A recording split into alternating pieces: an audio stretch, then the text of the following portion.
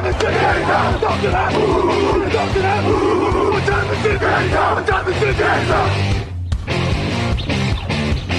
gun, Hulk left slot. Dixie left, T left. Mercedes, wide chip, Ricky. Fever left, 75, Katie, Omaha. We're good.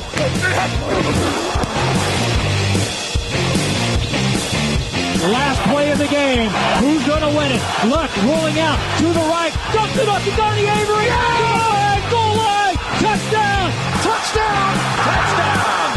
Touchdown! Hello, bonjour et bienvenue à tous dans l'épisode numéro 326 du podcast Agent Actuel Mattei. Très heureux de vous retrouver pour votre débrief hebdomadaire de la semaine NFL. À mes côtés, Raphaël Masmejean. Raphaël, bonjour. Salut à tous. Configuration grève cette semaine, on n'est que deux, on fait un petit peu avec les moyens du bord qui peut se déplacer, pas se déplacer, à distance, pas à distance. Et du coup, le bonus de la grève, c'est que vous êtes livré en avance, donc comme quoi vous devez soutenir les grévistes, puisque ça vous permet d'avoir le podcast avec quoi 3-4 heures d'avance à mon avis selon le montage, parce qu'on enregistre quasiment avec 4 heures d'avance. Donc on est pas mal. Le podcast du mardi qui vous est présenté par le Hard Rock Café Paris tous les dimanches, soirée Game On au Hard Rock Café Paris Happy Hour pour ceux qui viennent voir les matchs, et les beer buckets, 6 bières pour le prix de 5, donc ne ratez pas ça, soirée tous les dimanches. Il y aura aussi la soirée Super Bowl et puis probablement une petite fête de fin d'année comme on le fait à chaque fois. Le match de l'année, les Patriots en difficulté, les Rams qui vont mieux, les Titans en feu, on se prépare une fin de saison exceptionnelle, Raphaël, tout ça et plein d'autres choses, on va en parler dans cette émission. On vous fait gagner un petit truc aussi. Alors attends, d'habitude on fait toujours gagner un petit truc, faut que je retrouve ma liste de lots. Si vous partagez l'émission, on vous fait gagner un truc. Et je ne... j'ai fait une erreur sur mon fichier Excel, j'arrive pas à y accéder, alors voilà, c'est ma faute. Je suis obligé de m'envoyer. Bon, on vous fera gagner un truc si vous partagez l'émission et on le dira sur les réseaux. Là, c'est la surprise. Voilà. Peut-être un porte-clés, peut-être un. Voilà, il y aura un petit souvenir NFL, peut-être un programme. N'hésitez pas à partager l'émission sur les réseaux sociaux. En tout cas, on l'a dit, une énorme fin de saison qui se prépare. On débriefe tout ça. C'est après le premier jingle. Garoppolo fires. It is caught. Still on his feet is Kittle with a big play and the stiff arm. George Kittle. Flags fly. He's down to the 30. What a run by George Kittle. Saint anger around my neck. Saint anger around my neck. He never gets respect. Saint anger around my neck. You flush it out. You flush it out. Saints 48, Saints 46, pardon, 49ers 48, ça fait beaucoup de 40 avec les 49ers, on a 46, 48, 49 du coup.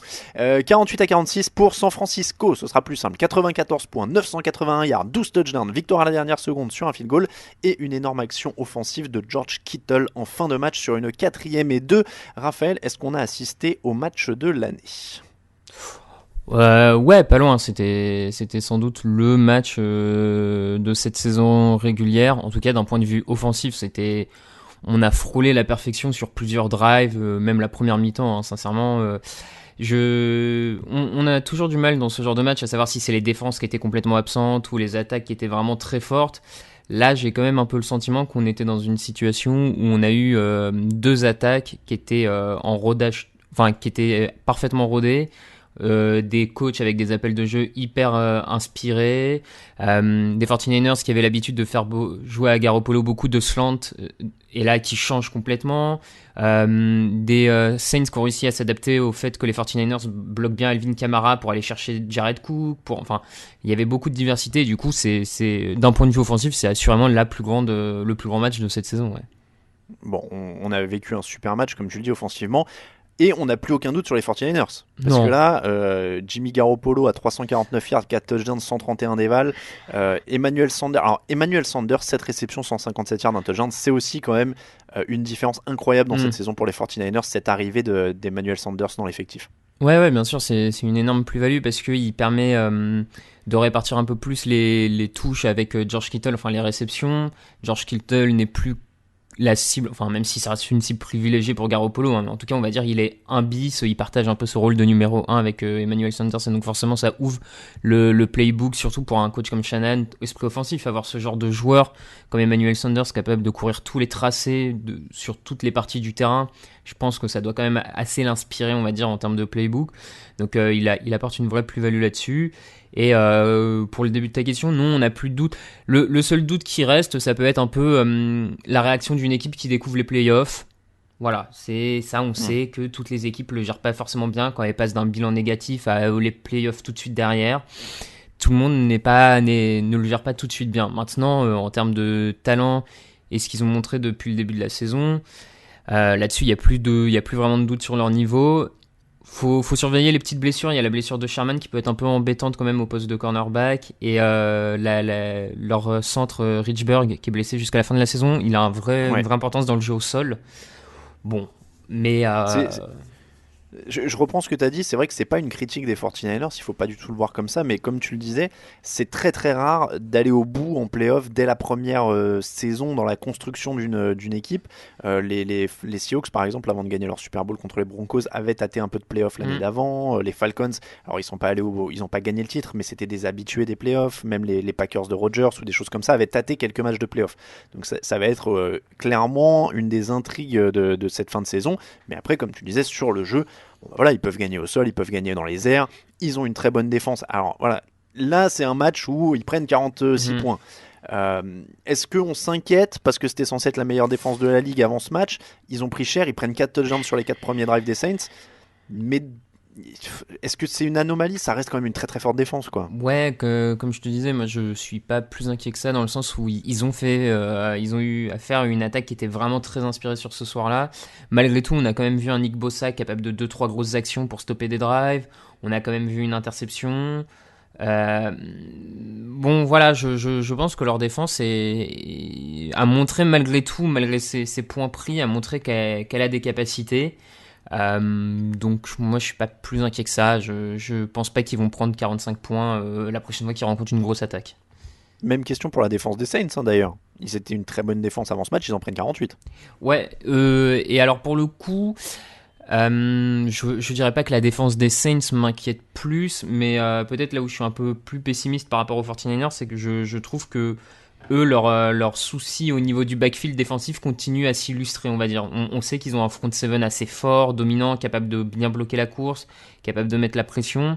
J'ai trouvé qu'encore une fois, leur cornerback un peu à l'arrache, et c'est pas la première fois, c'était un peu ce qu'on pense depuis le début de la saison, et pour le coup, ça se confirme aussi un peu, donc bon.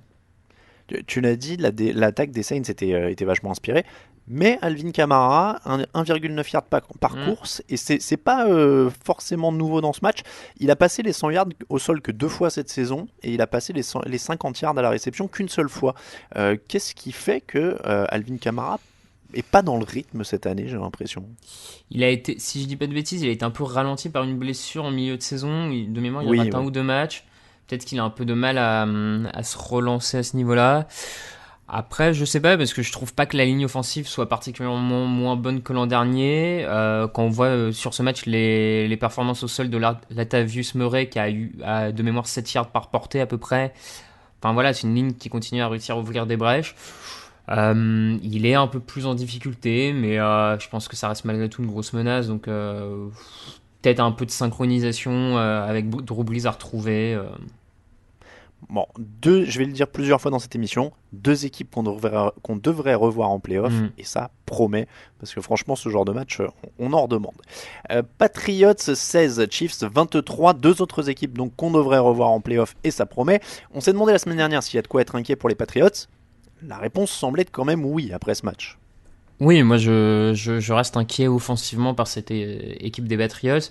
Les quelques points qu'ils ont marqués sont soit venus de positions très favorables apportées grâce à la défense ou aux équipes spéciales, où tu redémarres depuis le camp adverse et donc tu n'as que quelques yards à faire pour y aller, ou alors c'est des trick plays, c'est cette play action pour Edelman, voilà, j'ai l'impression que si McDaniels ne trouve pas le trick play au bon moment, l'attaque de manière classique n'arrive plus à avancer comme elle a pu le faire par le passé, où c'était une sorte de de papier millimétré où chaque action était su à l'avance et était exécutée de manière parfaite, chaque tracé était parfait. Là, c'est plus le cas. Donc, Pour compléter ce que tu dis, les 2 seules actions de plus de 20 yards viennent sur des trick plays. Sinon, il n'y a aucune action de plus de 20 yards. ouais, non, mais ils ont du mal. Je pense que de 1, il y a un déficit à l'heure actuelle de talent dans cette attaque. Il n'y a pas de tight end numéro 1. En dehors d'Edelman au poste de receveur, c'est peut-être un peu compliqué. On a une Killary qui est un rookie, mais voilà, c'est un rookie. Mohamed Sanu qui est pas forcément très bien utilisé à l'heure actuelle du côté de New England. Et puis sur la ligne offensive, on l'a dit, hein, ça fait plusieurs semaines que ça dure. Beaucoup de blessures sur la ligne offensive et il y a un vrai problème de rythme avec Tom Brady. En t'entendant parler de tight end, je suis en train de réaliser qu'en fait, toutes ces... c'était pas des rumeurs, parce qu'il n'y a jamais vraiment eu de vraies rumeurs, mais toutes ces trucs des Patriots et des supporters des Patriots qui entendaient oui, Rob Gronkowski va revenir, oui, il va peut-être revenir. Je pense qu'en fait c'était plus un vœu qu'autre chose vu leur situation. S'ils avaient eu un vrai tight end, on n'aurait pas eu autant de fausses rumeurs en fait sur Rob Gronkowski. Oui, non, je pense aussi. Après le premier drive, ils se sont éteints, 278 yards au total. Ils ont eu une chance d'égaliser quand même à la 1 minute de la fin. Ça a été bien défendu par Bashon Breeland. 2 sur 12 sur les 3e tentatives. Il y a eu aussi beaucoup de blitz, beaucoup de pression. Ça met l'attaque en échec. Ça les rend aussi prenables. Alors Steve Spagnuolo qui blitz Tom Brady, on l'avait vu dans un Super Bowl à l'époque où il dirigeait la défense des Giants. Donc il aime bien. Steve Spagnuolo, entre parenthèses d'ailleurs, il gagne son pognon quand il joue les ouais, c'est ça. C'est vraiment son gagne-pain. Mais voilà. Il devrait être embauché par une équipe de l'AFC Est. Hein, il aurait quelque chose. C'est clair. Mais le truc, c'est ce que j'allais dire, c'est que ça a toujours été le truc de dire quand on joue les Patriots, il faut mettre la pression pour les battre, etc. Sauf que là, ça semble plus faisable que d'habitude. Je suis d'accord, ça semble plus faisable. Je vois beaucoup de gens qui disent que l'attaque des Patriots va se régler d'ici les playoffs. Je peux les rejoindre un peu parce que moi, tant que les Patriots seront pas éliminés, je pense qu'ils peuvent gagner le Super Bowl toujours à l'heure actuelle et voilà, tant qu'ils seront pas éliminés, c'est une équipe qu'il faudra craindre et je les enterre pas. Maintenant, je trouve qu'en termes de ce qu'ils dégagent offensivement de cette saison, c'est pas comme ces 2-3 dernières années où ça se mettait un peu en route, mais en semaine 7-8, c'était réglé offensivement et ça déroulait sans aucun problème. Là, c'est quand même très moyen. Et voilà, manque de talent, un Tom Brady un peu ralenti, qui a moins de temps de lancer, qui est pas sur la même longueur d'onde que la plupart de ses receveurs, qui a plus de tight end, un McDaniels peut-être moins inspiré aussi. Enfin, je suis sceptique sur la façon dont ces Patriots-là peuvent redresser la barre d'ici 2 semaines, quoi. Disons que le facteur X, c'est l'attaque. Ils ont toujours leur défense. Oui. Mais parce que, alors on va parler un peu des Chiefs, hein. Les Chiefs n'ont pas fait exploser le compteur, mais Patrick Mahomes est capable de trouver quelques brèches, même contre une grande défense, et c'est un peu ce qu'il a fait. Il y a une série où il réussit une 3e et 19 vers Tyreek Hill, puis une 2e et 25 sur Mecole Hardman, et il faut ça pour déborder la défense des Patriots. Il faut des exploits comme ça. L'avantage pour les Patriots, c'est qu'ils joueront pas toujours Patrick Mahomes, alors même s'ils risquent de le croiser en playoff, hein. Mais voilà, donc ils ont toujours leur défense. Ce que tu disais, voilà, est-ce qu'ils vont réussir à se réveiller? Tout dépend de l'attaque. On dirait vraiment que tout dépend de l'attaque maintenant sur cette fin d'année. Oui, moi je pense que tout dépend de l'attaque, d'autant plus que leur défense est très bonne, mais je pense qu'on l'a vu depuis le début de cette saison, à mon avis, elle suffira pas à faire un run en playoff de 3 victoires. On les a vus perdre face aux Ravens, face aux Texans et face aux Chiefs, soit les 3 plus grosses attaques qu'ils ont rencontrées. C'est pas remettre en cause le talent de cette défense, elle est talentueuse, mais à mon avis, ça ne suffira pas à gagner 3 matchs de playoff. Bah, c'est pas pour. Je sens que ça va hurler, mais pour la comparaison, mais si c'est pas Tom Brady et Bill Belichick, on dit que cette équipe ressemble aux Bills ou à certaines équipes qui ont une très grosse défense et une attaque très limitée. Oui, à l'heure actuelle, c'est ça, ouais. Donc voilà, et avec ça, en effet, en playoff, ça peut être très vite problématique. Les Chiefs, eux, ont une défense qui s'est quand même améliorée d'ailleurs sur ce match. L'attaque, on l'a dit, a réussi quelques exploits. On va pas remettre en cause le dynamisme, encore une fois, et le bon coaching d'Andy Reid. Mais en défense, il y a eu des progrès aussi. En défense, il y a eu des progrès, comme tu dis. Spagnuolo, pour le coup, fait un vrai bon match avec une stratégie très agressive sur Tom Brady et profiter, à mon avis, de ses absences sur la ligne offensive en se disant si c'est pas à ce moment-là que je mets la pression sur Tom Brady, ça sera pas un autre moment. Donc, ça a été bien joué. Ils prennent encore, malgré tout, quelques yards, mais bon, c'est une défense qui est capable de faire des turnovers. On le savait, hein, de toute façon, c'est une défense, elle a besoin d'être moyenne pour donner l'opportunité à son quarterback d'aller chercher le match. Après, par contre, là, moi, c'est là où je suis peut-être un peu plus inquiet. J'ai trouvé Mahomes un peu diminué physiquement. Je l'ai senti un peu emprunté assez rapidement dans ce match. Beaucoup de pépins cette saison quand même. Il Ouais. avait eu un peu de problème de cheville. Maintenant, il a la main qu'à taper. Ouais, c'est ça. C'est pas aussi aérien, on va dire, que l'an dernier. Ce qui est bien dommage parce que le Mahomes aérien de l'an dernier avec une défense bien meilleure, ça promettait beaucoup. Là, du coup, l'attaque a un peu régressé. Ça reste quand même assez costaud côté de Chiefs, mais il faut surveiller physiquement Mahomes d'ici la fin de saison, je pense. Un petit mot sur l'arbitrage quand même, il y a 2 possibles touchdowns qui échappent à New England. Alors ils ont eu droit au grand classique des arbitres qui sifflent trop tôt alors qu'il y a un fumble et que le défenseur pouvait retourner, c'était Stephen Gilmore. Bon ça arrive malheureusement à plein d'équipes et à chaque fois le coup de sifflet est trop tôt et on se demande toujours pourquoi. Ça arrive toutes les semaines quasiment. Voilà, c'est une horreur. Et puis après ils ont le touchdown refusé à Nkilari parce qu'il aurait été hors du terrain, donc ils sifflent pas touchdown et c'est pas... Il n'y a pas de ralenti vidéo du coup parce que c'était pas un touchdown, sinon ça aurait été automatiquement revu. Et comme New England avait déjà utilisé ces 2 challenges, dont un qui avait été gagné, c'est ça qui est assez dingue, ils l'ont pas récupéré, ils se retrouvent à pas pouvoir challenger. Bon, voilà, ça arrive à toutes les équipes. Ouais. Moi j'ai une petite, alors c'est pas une théorie, mais alors, je suis d'avis et je le dis à chaque fois qu'il y a toujours des erreurs d'arbitrage sur toutes les équipes de manière indifférente. Pour moi, il n'y a pas de conspiration l'une ou l'autre, etc. Et il a suffisamment été reproché aux Patriots que les arbitres allaient dans leur sens, etc. Enfin, c'était un des grands leitmotifs contre eux souvent. Moi, je trouve que surtout ces erreurs d'arbitrage, quand on vient en parler, c'est que tu n'as plus suffisamment de marge et que ces coups de sifflet ils deviennent décisifs. Je sais pas si tu vois ce que je veux dire. Oui. C'est-à-dire que les Patriots avant gagnaient de manière suffisamment significative pour que même quand il y avait une erreur ou 2 d'arbitrage contre eux, ça se voit pas en fait. Et là on commence à voir des erreurs d'arbitrage contre les Patriots parce qu'elles sont décisives, parce qu'ils ont moins de marge. Oui, il y a un peu de cette saison. Après, forcément, là, ils ont un impact direct sur le résultat parce que ce touchdown aurait pu... Bon, cela dit, il permet pas officiellement aux Patriots de revenir à égalité. On sait pas vraiment ce qui se passe derrière, donc c'est toujours pareil. Mais non, je vois ce que tu veux dire sur l'histoire des marges. Après, de toute façon, l'arbitrage, on l'a déjà dit un peu cette saison, il est pas bon. Globalement, il est pas bon sur aucun match. Enfin, pas sur aucun match, mais chaque semaine, il y a des choses négatives. Donc... Celui à Gilmore, c'est un enfer. Faut qu'ils arrêtent de siffler si tôt. Ouais, non mais oui, vraiment, surtout dans un dans un sport comme ça, c'est assez étonnant où t'as la vidéo de siffler tout de suite comme enfin bon. Rams 28, Seahawks 12. A-t-on assisté au retour des Rams? Question simple. Oui et non. Oui au retour, malheureusement pour eux, sans doute un peu trop tardif. Ils ont qu'un match de retard sur les Vikings dans la course au playoff. Ouais, maintenant. après les calendriers. Enfin, j'ai regardé un peu le calendrier Vikings-Rams. Alors, ils ont les Rams jouent Cowboys, 49ers, Cardinals et les Vikings jouent Chargers, Packers et Bears. Bon, après les matchs de division, tu me diras, on sait jamais, mais... Ouais, et puis les Chargers, on sait jamais. Oui, les Chargers sont capables sur un match. Rivers, il va lancer 7 touchdowns, on va rien comprendre et ils vont planter comme ça Minnesota. Oui, pourquoi pas. Non, mais en tout cas, on a retrouvé certains des ingrédients, effectivement, notamment offensivement, parce que, encore une fois, on l'avait dit depuis le début de cette saison, la défense des Rams était rarement en cause dans les mauvais matchs. Elle l'a encore prouvé là, avec une très grosse prestation au niveau du pass rush, etc. Enfin, pas trop de doute sur cette défense cette saison. C'était l'attaque et on a retrouvé un Todd Gurley hyper explosif sur les portées qu'il a eu. Un Jared Goff plus en confiance depuis 2 semaines parce que mine de rien sa ligne offensive s'est vraiment améliorée depuis 2 semaines. Donc lui clairement maintenant c'est bon, on a compris, il lui faut une ligne offensive à minimum solide pour qu'il puisse s'en sortir. Et il y a plus de variété dans le jeu offensif. McVay retrouve peut-être un peu aussi d'allant dans le coaching et dans l'inspiration.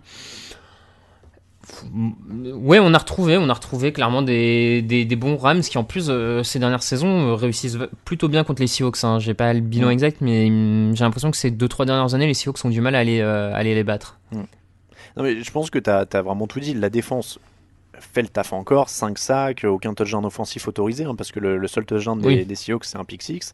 Donc la défense confirme, et tu le disais, l'attaque 455 yards, Gurley est enfin présent, Goff fait le boulot, il y a un peu de créativité. Voilà, on retrouve tous ces ingrédients là, et en effet quand la ligne se met un peu dessus, on les a, et c'est pas injouable quoi. Cowboys, le choc c'est 49ers, mais je me dis qu'avec cet orgueil de la division, elle était à nous l'an dernier, c'est nous qui étions au Super Bowl. Tu vois, c'est pas injouable. Ils vont devoir cravacher et espérer un petit accident des Vikings. Oui, il faut voir le tiebreaker. Je dois avouer que j'ai pas en tête qui a le tiebreaker s'ils sont à égalité. Bon. Ça va se jouer sur le bilan de conférence, si je ne dis pas de bêtises. Mais après, les Rams pourront regretter quand même ce début de saison un peu chaotique, parce que tu sens que malgré tout sur le papier et dans le talent de cette équipe, il devrait être à mon sens dans une situation un peu plus favorable que celle-ci, quoi. Après, ça restera une saison à peu près correcte si justement ils remontent le cap. Voilà. Ouais. C'est ça, en se disant, bon, on a eu un peu de gueule de bois du Super Bowl au début de l'année, mais on s'en est remis, et là, on va se remettre en ordre, et l'année prochaine, on repart sur des bonnes bases. Oui, mais ils sont dans la course, rien n'est perdu. Les Seahawks, par contre, sont complètement passés à côté en attaque, ils n'ont pas approché les 20 yards adverses avant le dernier quart-temps. Problème de protection, de drop, de tout. Est-ce que c'est juste de l'application, est-ce que c'est le plan de jeu ? Un peu des deux, mon capitaine. Je dirais pas que c'est les Seahawks auxquels on s'attendait en début de saison, mais voilà, ce que je veux dire par là, c'est que le bilan jusque-là des Seahawks était peut-être un peu au-dessus de la somme des talents qu'il y a dans l'équipe en attaque, notamment, je pense. Beaucoup voyaient les Seahawks en difficulté en intersaison. Ils ont un bilan très haut niveau parce que Russell Wilson a tenu à bout de bras toute cette attaque toute la saison. Là, dans un match où lui, il est en difficulté parce qu'il n'a pas le temps, forcément, derrière, c'est un peu plus compliqué parce qu'il n'y a pas le coaching offensif. En tout cas, il n'y a pas l'esprit offensif pour trouver les solutions si Wilson est bloqué. On a un Rashad Penny qui est en forme et qui se pète au bout les croisés, qui se pète rapidement dans le match en plus. Bon, voilà, on a une défense qui a montré quelques lacunes sur le backfield défensif. Je pense que oui, les Seahawks passent à côté de ce match, clairement, il n'y a peut-être pas autant d'écart entre les deux équipes, mais je pense que ça révèle aussi un peu sur le fait que les Seahawks sont malgré tout une équipe avec un bon bilan, mais des lacunes, quelques lacunes par rapport à d'autres équipes dans cette ligue, quoi. Ouais, et puis on l'a dit plusieurs fois, hein, ce petit manque de fond de jeu, quoi, de pas se reposer sur certains exploits, ça manque un peu de rythme aussi des fois, hein, offensivement.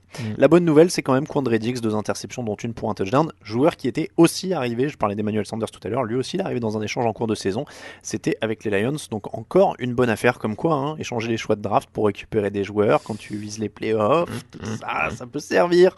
Bon, c'est sur ce petit moment de mauvaise foi, en plus on est entre gens qui sont partisans de bazarder les choix de draft pour des joueurs, donc on peut se lâcher, hein. Petit jingle et la suite des matchs.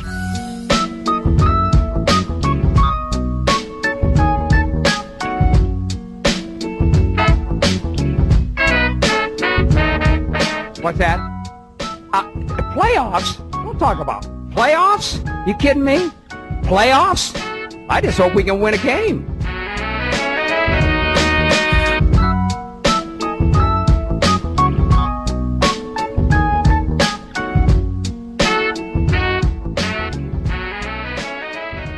Je disais avant le jingle, Raphaël, qu'on était entre gens qui sont partisans de bazarder les choix de draft. On est aussi entre gens qui ont cartonné les pronostics. Je ne dis pas que... voilà, en fait, on en profite parce qu'on ne sera pas dans l'émission de jeudi où ils vont rappeler les scores.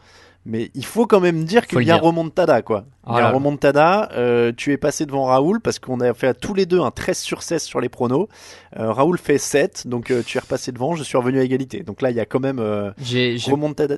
J'ai pris 10 points à Raoul en 2 semaines. Voilà. Ouais, non mais là il y a c'est qui, c'est Paul Le Guen ou Stéphane Guy qui a hurlé non en voyant les pronostics de Raoul. Là c'était Stéphane Guy, ouais, c'est vrai.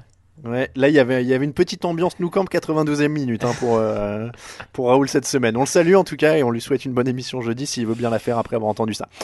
Toutes les autres affiches de la semaine, donc les Bills 17, les Ravens 24. Les Bills ont tenu en défense mais ils n'en ont pas fait assez en attaque. C'est pas une grosse surprise. 6 sacs pour Josh Allen, 4 sur 17 sur 3ème tentative, 5 3 and out, donc 5 punts après 3 tentatives. et un Allen à 17 sur 39 à la passe, 209 yards au total pour l'attaque. On n'est pas surpris, je te vois hocher la tête. Voilà, on n'est pas surpris. Et pourtant, il faut le dire, hein, moi je trouve que depuis le début de saison, Josh Allen a progressé par rapport à l'an dernier. Il fait beaucoup plus de gros jeux, beaucoup plus d'actions où il porte bien son attaque.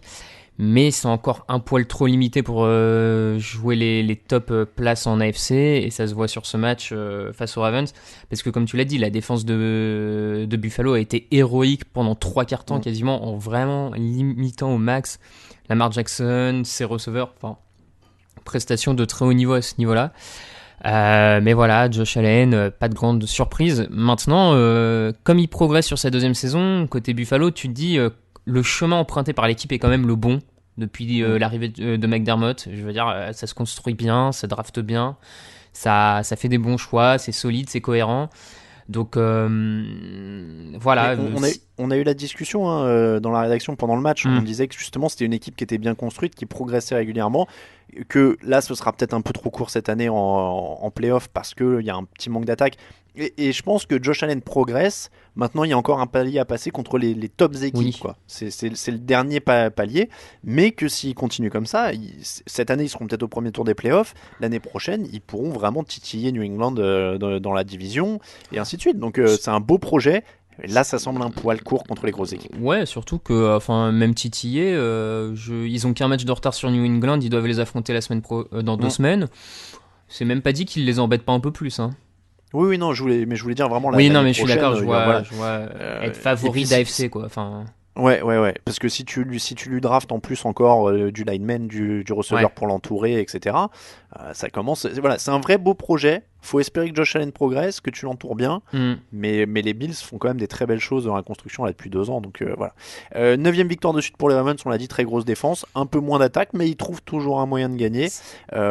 On parle souvent du calendrier. Ces dernières semaines, ils ont quand même battu les Bills, les Niners, les Rams, les Texans, les Bengals, les Patriots, les Seahawks, les Bengals et les Steelers, quoi. Oui. Donc il y a du matos, hein. Ah bah alors eux clairement toutes les semaines par rapport à plein d'équipes on se pose la question, ça c'est un nouveau test, ça c'est ceci, cela. Eux sur leurs 9 victoires comme tu l'as dit, il y en a 7 face à des équipes qui avaient un bilan au-dessus de 50% de victoires, donc ils cartonnent les plus forts, ils les battent tous les uns après les autres. Et moi, ce que je trouve très optimiste et important dans la dynamique du côté de Baltimore, c'est quand même que là, dans un match où l'attaque roule un peu moins que ce qu'elle n'a eu l'habitude de le faire les semaines passées, c'est la défense qui a sorti les muscles en mettant une pression constante sur Josh Allen, l'empêchant de faire quoi que ce soit.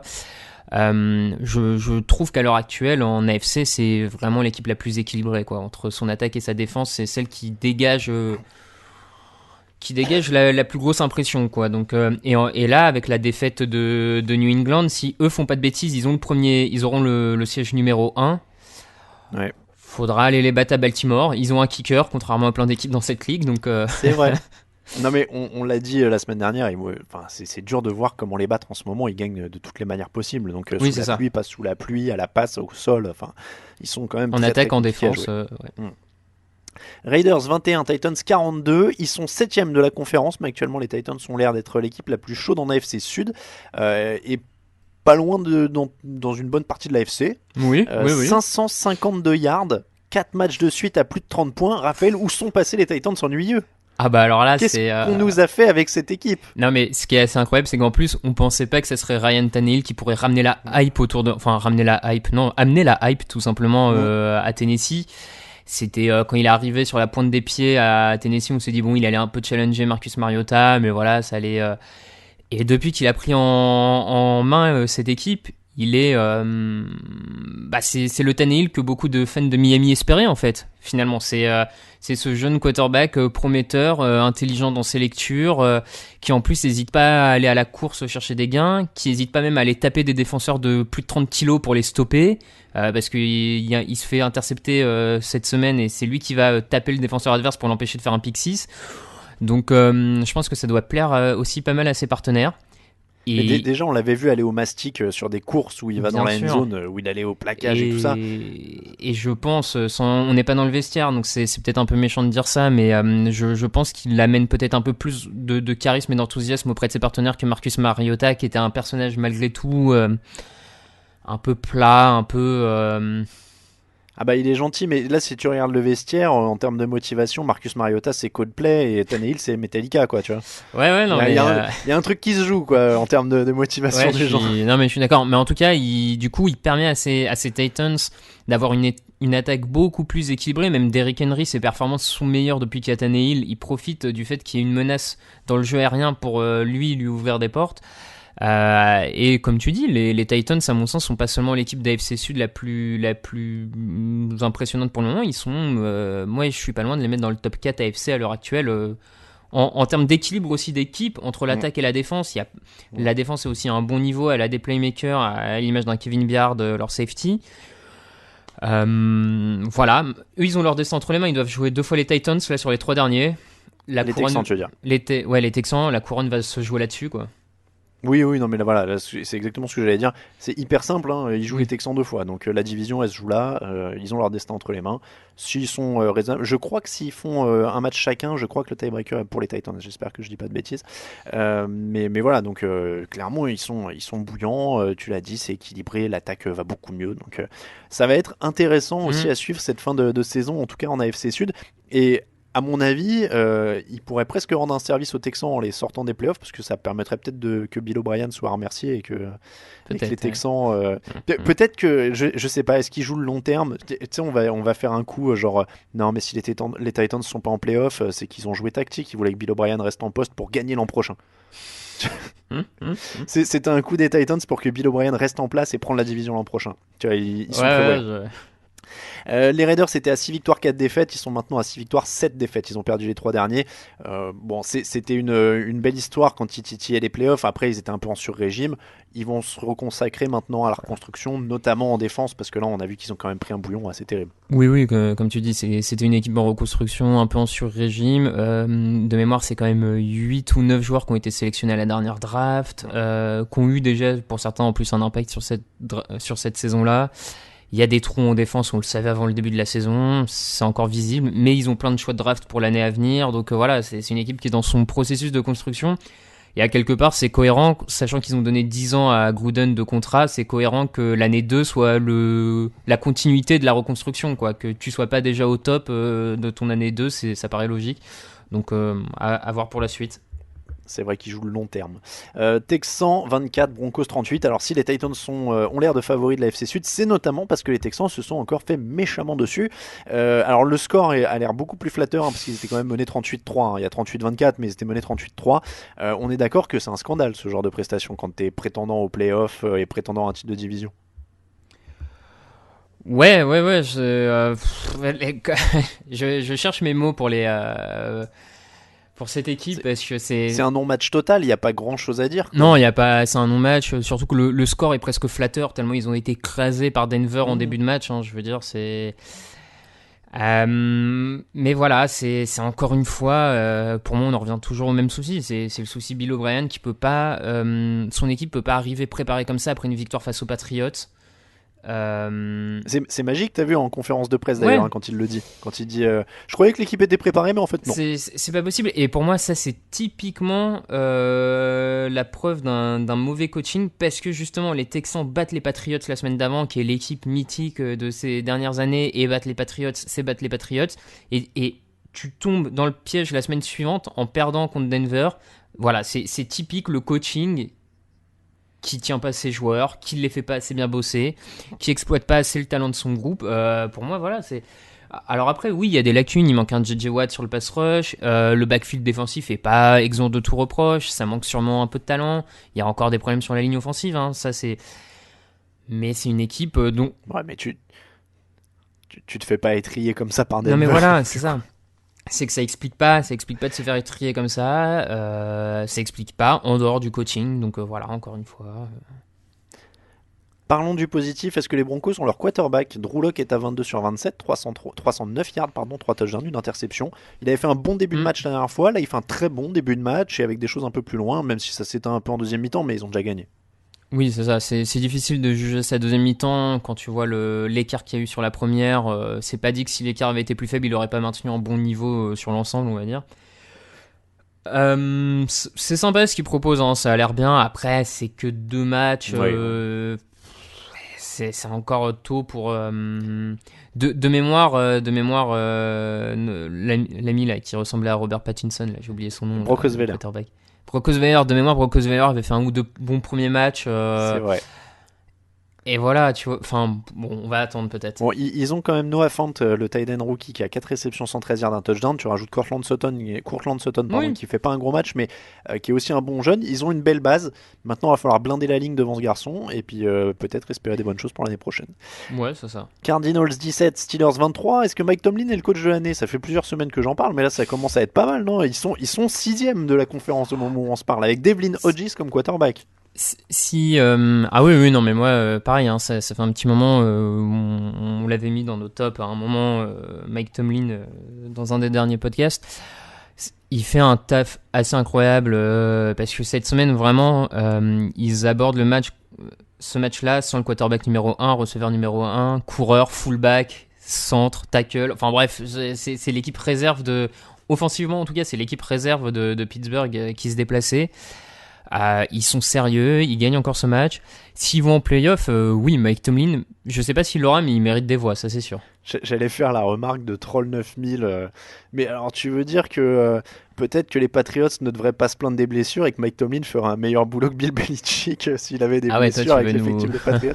Non mais je plaisante. Non mais oui, ils font un énorme boulot. Alors après, ça commence par la défense. Il y a 9 séries offensives pour Arizona, il y en a 6 qui se terminent par un punt ou un turnover. Un seul touchdown offensif pour Pittsburgh, l'autre c'est sur un retour de Deontay Johnson. 35 courses pour 19 bonnes passes. Ils prévoient bien, mais tu devines les forces et les faiblesses, mais ils s'en sortent quoi. Ils arrivent à vivre sur leurs forces comme ça. Ils ont 3 interceptions, 5 sacs. Ils sont à fond sur leurs forces et bien coachés quoi. Ouais, c'est ça. Défensivement, comme tu le dis, ils sont portés par 2 jeunes joueurs qui sont candidats, à mon sens, au titre de défenseur de l'année, qui sont TJ Watt et Minkah Fitzpatrick. Sincèrement, les deux portent cette escouade pas à bout de bras parce qu'il y a du talent sur les autres lignes, donc c'est pas le bon terme. Mais en tout cas, ce sont les moteurs de cette défense qui est impressionnante depuis plusieurs semaines maintenant. Ça sera court pour faire quoi que ce soit en playoff s'ils y vont. Parce que il manque trop d'attaques. Voilà, il manque trop d'attaques pour le coup, mais non, forcément Mike Tomlin qui avait vu sa cote baisser un peu ces derniers temps là, elle remonte en flèche, surtout si en plus tu prends les à côté avec Antonio Brown qui est parti en cacahuète, Le'Veon Bell qui a du mal à performer, enfin voilà. Oui, non, mais je pense que là, il vient de souffrir quelques années, en effet. Il est tranquille pour un moment avec le boulot qu'il a fait. 3 interceptions, 5 sacs, je l'ai dit, pour Kyler Murray. C'est compliqué, cette fin de saison pour les Cardinals, quand même, qui perdent beaucoup. Et ça a pas l'air ça stagne, hein, ça a pas l'air de progresser. Ouais, ça stagne en attaque. Je trouve l'attaque plus conservatrice qu'en début de saison où il y avait un peu plus de package comme on dit, donc d'alignements un peu originaux avec 2-3 coureurs alignés sur des extérieurs. Voilà, c'est moins original, donc ça stagne un peu. Et puis en défense, en dehors de Chandler Jones, c'est quand même un peu le désert. Ouais. Donc après, on le savait aussi, qu'Arizona c'était aussi une équipe en construction, que tout ne serait pas bon dès cette saison. Voilà, va falloir continuer. Faut peut-être s'entourer par un bon coordinateur défensif. C'est peut-être aussi un des trucs clés de l'intersaison des Cardinals, trouver un bon coordinateur défensif. Buccaneers 38, Colts 35. Alors Raphaël, je voudrais commencer en levant un malentendu. On nous a fait remarquer sur les réseaux sociaux qu'on taquinait beaucoup Jameis Winston en nous disant qu'on ne l'aimait pas beaucoup. Alors est-ce qu'on est d'accord et que c'est tout le contraire? Ah, c'est tout le contraire, mais moi j'allais en parler en top. Ah voilà. On est d'accord que on adore Jameis Winston. Pas du tout. On n'est pas du tout des haters. Donnez-moi Jameis Winston plutôt que Marcus Mariota tous les jours, par exemple. Ah bah là oui. Ah mais il y a même pas photo. C'est le jour et la nuit, clairement. Parce que 456 yards, 4 touchdowns, 3 interceptions. Qui peut faire ça, on en parle personne. Voilà, on en parle beaucoup parce qu'il fait le spectacle, parce qu'il nous éclate, et puis que c'est un jeu, donc c'est essentiel qu'on se marre. Et voilà, je pense que, mais je crois que c'est ce que tu disais le soir du match quand on en discutait, c'est que si tu conseilles un match à quelqu'un qui regarde pas de match d'habitude, bah tu dis match celui avec Winston, tu vas t'amuser quoi. Ah bah c'est sûr qu'il va se passer des choses, ça c'est évident. Voilà, c'est la prestation la plus Jameis Winston de toutes les prestations, comme tu dis, c'est 4 touchdowns où il va chercher des passes, celle pour Mike Evans, elle est superbe. Et mais il y a des trucs incroyables. Et puis, il y a ces ratés. Il y en a une en plus qui est déviée par un défenseur adverse, donc qui est pas tellement de sa faute, mais t'en as deux où, bon, il débranche un peu son cerveau. Mais et j'ai malgré trouvé ça... la solution. J'ai la solution. Il ne faut lancer qu'en profondeur, parce qu'en fait, il voit pas les linebackers sur les interceptions. Oui, c'est pas faux, ouais. C'est vrai qu'il se fait souvent intercepter au milieu, ouais, non, en mi-distance, comme on dit. Non, ouais, c'est pas faux. Non, mais en tout cas, c'est un bon match malgré tout de sa part. C'est une équipe de Tampa Bay alors, qui a toujours ses petits défauts, hein, mais qui finalement, malgré ces erreurs-là, arrive à toujours à être dans tous les matchs cette saison, en remporter certains. Tu sens qu'il leur manque un petit déclic à Tampa Bay pour que ça passe du bon côté, qui est sans doute le déclic Jameis Winston. Mais il sera comme ça toute sa vie, il y a rien à faire. Oui, oui. Mais je sais pas si t'as vu, il y a eu un super tweet sur Jameis Winston qui reprend une scène de The Office, de la série américaine The Office, où donc la légende, c'est Jameis Winston dans le bureau de sa future franchise NFL au moment de l'intersaison pour son nouveau contrat. Et donc t'as un des acteurs de The Office qui en fait propose à un de ses clients un nouveau contrat et il lui dit: ça pourrait être le meilleur contrat de votre vie, comme ça pourrait être le pire contrat de votre vie. Ah, bah, Ça pourrait être le meilleur comme le pire, je sais pas, mais on le tente et tout, comme ça, et c'est clairement ça, quoi. C'est Jameis Winston. Du coup, je viens de réaliser en parlant de l'histoire des linebackers, peut-être qu'un jour on va découvrir que Jameis Winston est myope. Tu sais qu'il voit mal de près, mais bien de loin. Et tu sais, genre, personne n'a jamais pensé à regarder. Tu sais, le type a jamais passé un examen J'espère oculaire. qu'avec les 35 médecins des staff NFL, il y en a quand même un qui a pensé à faire un test de vue. Ouais, quand tu vois ce qui se passe à Washington, tu sais pas, hein, franchement, les mecs ils voient une boule ou un truc, une tumeur, ils font non, mais c'est rien, t'as pris un coup, mec, allez, avance. Donc je sais pas, franchement, un jour on va réaliser qu'il a juste un sale problème de vue et qu'il voit bien que de loin, tu sais. Bon, sinon, on voulait dire que c'est terminé pour les Colts dans la course au playoff. Alors, ils sont pas mathématiquement éliminés, mais là, ça commence à faire beaucoup. Leur jeu au sol a été mis en échec. Jacoby Brissett a été honorable, mais il cale à la fin. Après, vas-y, oui. Ouais, non, mais je pense que c'est ce que t'allais dire, hein. Il manque de cible là sur cette fin de saison, sans T.Y. Hilton, sans Eric Ebron. Quand en plus le jeu au sol est stoppé, ça rend plus compliqué la tâche, même si lui est pas mauvais, hein, mais voilà, il y a beaucoup de blessures sur cette fin de saison côté Colts. Je pense que malgré tout, il y a aussi le contre-coup peut-être de cette saison qui était prometteuse avec Andrew Luck et finalement qui Andrew Luck ne vient pas. Et tu sais, les premières semaines ça se passe bien parce que t'es dans le, c'est pas on se bat pour lui, peut-être pas jusque là, mais c'est on veut prouver qu'on est une bonne équipe sans Andrew Luck et de toute manière on peut faire des choses sans lui. Et à la fin de la fin, quand dans la course finale il faut un quarterback capable de faire la différence, et ben ça cale parce que c'est pas Andrew Luck qui est à la tête de cette équipe et donc ça cale dans les grands matchs à la fin de saison, quoi. On passe en NFC, toujours dans la course au playoff. Eagles 23, Giants 17 après prolongation. Les Eagles sont décimés. Ils ont terminé le match avec un seul receveur en état de jouer, mais ils sont toujours vivants. J'ai envie de dire que c'est l'essentiel. Ils ont joué une mi-temps et la prolongation. Carson Wentz et Zach Ertz vont chercher les touchdowns de la victoire. Boston Scott est la révélation du match. Il avait joué 14 snaps en carrière avant ce match. Là, il prend 128 yards. La défense se réveille en deuxième mi-temps, mais bon, c'est pas glorieux parce que il y a quand même pas grand-chose en face, quoi. Oui, c'est ça. Face à c'est même étonnant qu'ils aient eu autant de. Bon, alors non, pas étonnant parce qu'avec toutes ces blessures, mais il y a pas grand-chose en face. T'as une défense de New York qui est assez catastrophique et qui en plus est pas capable en cours de match de s'adapter à ce que les Eagles font. Comme tu dis, après Philadelphie est toujours là, il y a plus grand-chose. Bon, écoute, ça tient. L'avantage, c'est qu'ils peuvent toujours prendre la division. C'est une équipe qui est en train d'imploser dans tous les sens de l'autre côté. On va y revenir après aussi. Je les donne pas perdants, les Eagles, hein, sur cette fin de saison pour gagner la division.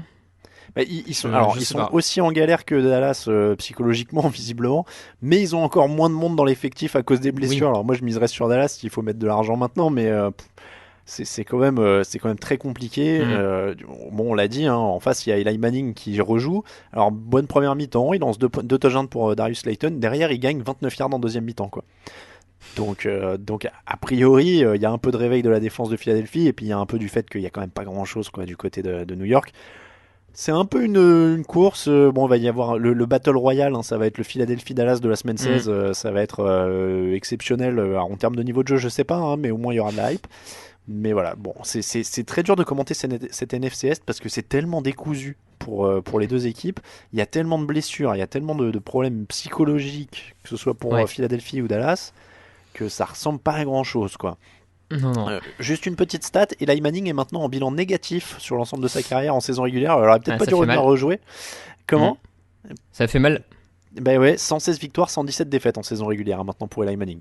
Donc bon, c'est pas, il joue dans des équipes, c'est pas tout lui, la défense c'est pas lui. Mais voilà, pour la petite stat. Bears 31, Cowboys 24, on continue donc avec cette NFC Est. On regroupe, on vous rappelle depuis la semaine dernière les matchs de playoff, on essaie de faire les résumés dans cet ordre-là. Donc ça c'était le jeudi. 2 questions pour moi sur ce match, Raphaël. Numéro 1, qu'est-ce qui ne va pas à Dallas? Dak Prescott dit qu'il n'arrive pas à mettre le doigt sur ce qui va pas. Est-ce que toi tu y arrives? Enfin, j'y arrive. Je sais pas si j'ai la bonne réponse, mais je pense y arriver parce qu'il me semble que c'est quelque chose qui est sur le banc de touche du côté de Dallas. Et dans la tribune du propriétaire. Oui, potentiellement dans la tribune du propriétaire, mais bon, ça encore, c'est un autre débat parce que Jerry Jones, au moins, je lui accorde le crédit. Il est ni sur le terrain ni à appeler les jeux, donc je lui accorde au moins le crédit que. À part faire le kéké en tribune, il n'est pas responsable de faire grand chose d'autre, on va dire. Et mettre un peu de pression. Il met une pression qui n'était pas forcément nécessaire sur son équipe, ok, je te l'accorde. Maintenant, moi, je peux aussi comprendre qu'ils soient un peu énervés parce que c'est une équipe qui, à mon sens, s'exprime pas forcément qui devrait pas être autant en galère pour remporter cette NFC Est-là, avec des Eagles aussi décimés. Je suis d'accord avec toi, mais un truc quand même sur Jerry Jones, faut pas oublier qu'il n'est pas que propriétaire, il est general manager officiellement. Oui, non mais ça... Oui, après ça fait un petit moment que c'est plus vraiment lui à la draft qui s'en occupe. Ouais, mais tu vois, dans les faits, Dallas c'est quand même la seule équipe qui a un general manager qui est invirable, de facto. Oui, non mais je suis d'accord, tout n'est pas idéal dans cette gestion. Hein. Maintenant, ces dernières saisons, a priori, il était quand même un peu en retrait des grandes décisions, en tout cas sur la draft. Ouais, sur les contrats, je pense que c'est lui qui met l'argent encore. Mais mais c'est son fils de toute façon qui a la gestion, donc il va pas le virer non plus, quoi. Non, ça c'est sûr. Mais bon, je pense quand même que l'un des principaux problèmes, c'est Jason Garrett qui n'arrive pas à exploiter, à donner une dynamique à cette équipe, à lui faire passer un palier, à en faire un vrai favori, etc.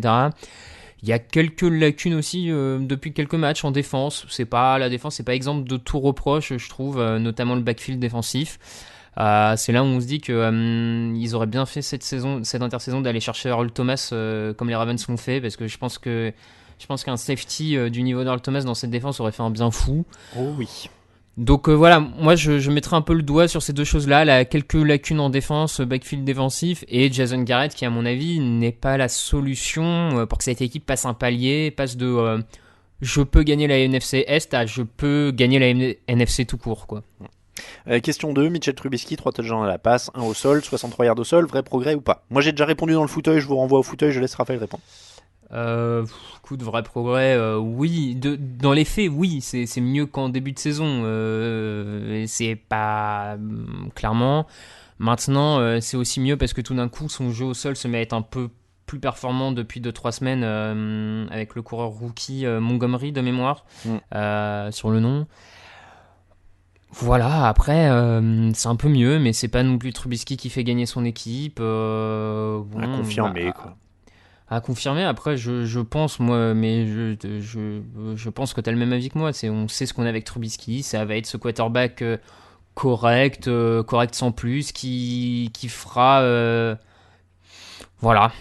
du moyen. Avec un peu de taf, il peut devenir le nouveau Alex Smith, quoi. Packers 20, Redskins 15. Aaron Rodgers a expliqué après ce match que ça le dérange pas de gagner moche jusqu'au Super Bowl si ça marche. Alors il a raison sur un point, c'était moche. Cette attaque tous toujours. Est-ce que Aaron Rodgers joue trop compliqué? Bonne question. C'est pas improbable. Hein. C'était déjà ce qu'on lui reprochait un peu l'an dernier. Cette tendance à peut-être trop vouloir faire du big play, trop vouloir faire et pas être aussi mécanique qu'un Tom Brady ou un Peyton Manning ont pu l'être à une certaine époque où ça se contentait de faire des passes de 5-6 yards pour avancer, mais peu importe, on s'en fout, ça fait avancer, quoi. Il y a un peu de ça. Après, c'est pas que lui non plus. Je sais pas, c'est un peu bizarre hein, du côté de Green Bay, je trouve offensivement ce qui se passe parce que il y a quand même Aaron Jones qui est devenu un vrai coureur numéro 1, qui apporte même des solutions à la réception. Bon, après faut aussi dire que moi je suis pas convaincu par son groupe de receveurs. Oui, c'est moins costaud vois, que ça l'a été. Davante Adams, c'est un bon receveur numéro 1, mais moi je le trouve juste au bon. Je trouve même pas qu'il soit particulier. Enfin, pour moi, c'est pas un top, il est bon. Derrière, c'est assez. Et Jimmy Graham, ça fait un petit moment que c'est plus le Jimmy Graham de New Orleans. Hein. Il y a peut-être ça aussi, il manque peut-être de receveurs d'un peu plus de talent. Il y a un peu des deux, parce que justement, comme il garde longtemps le ballon et qu'il cherche le gros jeu, c'est dur d'établir un rythme et du coup d'intégrer aussi des receveurs qui sont peut-être un peu moins talentueux, comme le fait New England justement à une époque où tu as des mecs qui connaissent parfaitement le système et qui du coup font rouler le truc sans être forcément des superstars, quoi. Donc l'un va avec l'autre, quoi. Oui, je pense. Bon, c'est un peu compliqué de savoir vraiment ce qui... Parce que sur le papier, il y a quand même des éléments pour que ça soit un peu mieux offensivement, mais c'est vrai que c'est toujours... Après, c'est la première année dans ce nouveau système. Peut-être qu'il faut du rodage aussi, quoi. Ce sera un des mystères des playoffs, en tout cas les Packers, pour l'instant, s'ils y vont. Les Redskins se battent alors avec leurs jeunes, avec leurs armes. Ce sera à voir l'an prochain avec un autre coach. Va falloir que Dwayne Haskins s'accélère. Hein, il prend 4 sacs encore. Il est stacké sur 14% de ses tentatives. Qu'est-ce qu'il nomme ? C'était 6% pour indication avec la même ligne, du coup. Et l'année où Deshaun Watson prend 60 sacs ou un truc comme ça, c'était sur 10% des tentatives. Donc vraiment, Haskins, c'est vraiment sur un rythme élevé au niveau des sacs qu'il prend. On en reparlera évidemment plus en détail encore l'année prochaine, en espérant pour eux que ça se passe mieux. Les Vikings 20, les Lions 7, autre équipe de la NFC Nord, haute victoire sans trop de panache. Les Vikings s'imposent surtout en défense contre une équipe faible. David Blow a pris plus de sacs que de passes complétées en premier quart-temps. Pour la petite stat, il en prend 5 au total sur l'ensemble du match. Les Lions marquent leur touchdown à 2 minutes de la fin, c'était plié, il y avait 1-0. Les Vikings sont 6e en NFC, on l'a dit, avec Chargers, Packers et Bears au programme, donc avec les Rams un match derrière. Bon, on sait ce qu'on a avec les Vikings pour l'instant. Ils auraient pu faire mieux en attaque, ils ont le potentiel pour faire mieux en attaque, mais au moins leur défense se remet en place. Oui, c'est ça, comme tu dis, on sait ce qu'on a. La défense s'est remise en place et est globalement solide. L'attaque, il y a cette possibilité d'être explosif. Maintenant, les Vikings, le test que tout le monde attend à juste titre ou non, ça chacun est juge, hein, mais ça va être dans le match à enjeu, élimination directe, voilà. On passe au match sans enjeu justement, Jaguars 10, Chargers 45. Gardner Minshew n'a rien pu faire pour empêcher une 5e défaite de suite. Cette année, ils ont battu au final que les Bengals, les Jets, les Broncos et les Titans, c'est en début d'année. Est-ce qu'il n'y a pas tout à refaire finalement à Jacksonville, plus que le quarterback ? De toute façon, quand tu perds sur un tel score, c'est pas que le quarterback qui est le problème, assurément. De mémoire, là, c'est le 3e match de suite que les Jaguars perdent de plus de 17 points. Pour une franchise qui était il y a 2 ans et quelques en finale AFC, qui était pas loin d'éliminer les Patriots in fine, avec une défense de fer. Pour moi, le constat est assez clair. Il y a beaucoup de lacunes dans cette équipe. La ligne offensive est pas bonne. Les cibles, ça pourrait être mieux avec DJ Shark, le rookie. Hein, donc on va attendre encore un peu. Et puis la ligne en défense, il y a plus le même. On retrouve plus les ingrédients. Pourtant, il y a des bons joueurs, Ngakoue, Campbell. Mais même si le départ cette saison de Miles Jack a fait beaucoup de mal, on le voit au poste de linebacker. Non, pas de Miles Jack, Telvin Smith, pardon. Telvin Smith, ouais.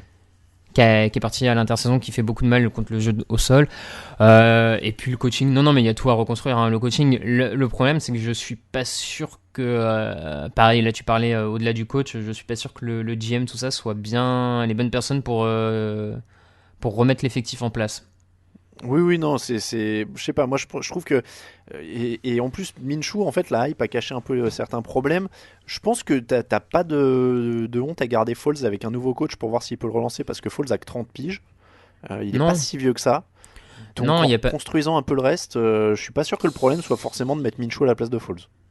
Non, je suis d'accord, hein, je suis pas sûr que ça réglera. Ça à mon sens, c'est au nouveau coach de décider en fait lequel des deux il veut installer, s'il veut installer un tout jeune ou se lancer avec Foles. Je pense que c'est vraiment une décision du futur coach. Bon, du côté des Chargers, ils ont fait un beau match, ils savent le faire. C'était les 38 ans de Philip Rivers. Austin Ekeler lui a offert 101 yards à la course, 112 à la réception, pardon. Rivers qui a fait une belle déclin, il a dit: nous avons montré ce genre de sursaut cette année, j'ai lancé comme ça cette année, j'ai juste eu quelques pertes de balles et erreurs critiques, mais nous avons montré des éclairs de ça, nous avons juste été plus consistants aujourd'hui. Voilà, il a résumé leur saison.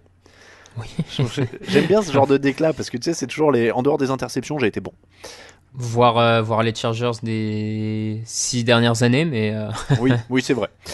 Browns 27, Bengals 19. Alors je sais que j'ai dit match sans enjeu. Mathématiquement, les Browns sont pas éliminés, mais on va pas se mentir, ils sont à 2 matchs des Steelers et à 2 matchs des Titans. Oui. Donc 4e victoire en 5 matchs pour les Browns, mais une victoire très difficile. Ils peuvent remercier le manque de réalisme des Bengals quand même parce que Cincinnati a gagné plus de yards, perdu moins de ballons, s'est retrouvé 5 fois dans la end zone avec seulement un touchdown au bout. Donc ça reste une victoire à l'arrache. Et au final, comme d'habitude avec les Browns, on parle pas du match, on parle des rumeurs de transfert de Beckham, on parle de Baker Mayfield qui dit que ses médecins sont mauvais, etc., etc.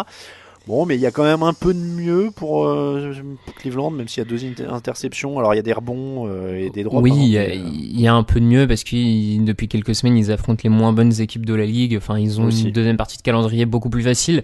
Donc forcément, il y a un peu de mieux par rapport au début. Après, c'est vraiment très loin de ce que plusieurs attendaient. Bon, j'ai envie de dire, à mon sens, on voit avec le nouveau coaching l'an prochain. Enfin, je pense qu'il faudra voir ça. Oui, non, c'est vraiment. Là, on est dans le domaine de la suite encore avec Cleveland, une intersaison complète, peut-être mettre un peu plus en place le coaching staff parce qu'on entend parler pendant la semaine de qui appelle les joueurs en attaque, il y a un peu de friture, chacun a son mot. Ouais, je pense qu'il faut le changer, sincèrement. Oui, toi t'as jamais été partisan de toute façon de Freddy Kitchens, donc voilà, ça va être des choses à mettre au clair en tout cas. En parlant de coaching staff que t'aimes bien, les Jets ont gagné. Tu vois, alors juste, je fais un petit rebondissement, mais à mon sens, un coach comme Ron Rivera pourrait apporter de la stabilité à cette équipe pour leur donner un vrai caractère et redresser un peu ce bateau, quoi. Mike McCarthy. Ouais, aussi, ouais. Coach offensif en plus. Ouais, je pense que c'est le genre de coach qui peuvent amener un certain sérieux, qui peut faire quand même du bien à cette équipe malgré tout et remettre les mecs un peu dans le bon sens. Alors je dis pas pour aller gagner tout de suite un Super Bowl et établir une dynastie, mais... Non, mais tu mets un McCarthy qui a justement une bague, il rentre dans le vestiaire, il dit je suis un coach offensif, j'ai coaché Favre et Rodgers, donc maintenant Mayfield... voilà. Et c'est pas une puisque j'ai pensé à lui parce qu'il y avait des rumeurs ce matin comme quoi il voulait justement encore coacher, donc voilà. Je disais donc les staffs que t'aimes bien, Jets 22, Dolphins 21, victoire à la dernière seconde pour les Jets, donc a priori on sauve la place d'Adam Gaze, on est pas mal, sans Le'Veon Bell. Alors il y a une rumeur aussi sympa qui disait que Le'Veon Bell avait de la fièvre et il était forfait pour le match, mais samedi soir il était au bowling. Donc a priori le New York Post est rencardé sur ses sorties. Bon, il y a 21 points des... Alors vous voyez 21 points des Dolphins, là vous vous dites bon, il y a eu quelques touchdowns. Eh ben non, il y a eu 7 field goals, 3 x 7, 21, le compte est bon. Lui, ce kicker là, ils peuvent le re-signer, parce que... Ah ouais.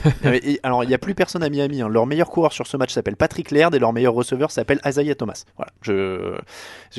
Sans leur faire insulte, le fan de NFL lambda, Patrick Laird et Isaiah Thomas, ça fait pas trop rêver quand même. Bon, non, c'était un match entre deux équipes qui visent l'année prochaine. On termine avec Falcons 40, Panthers 20. Chris Lindstrom était de retour et les Falcons signent leur meilleur match au sol de la saison, 159 yards. Coïncidence? Je ne crois pas, non?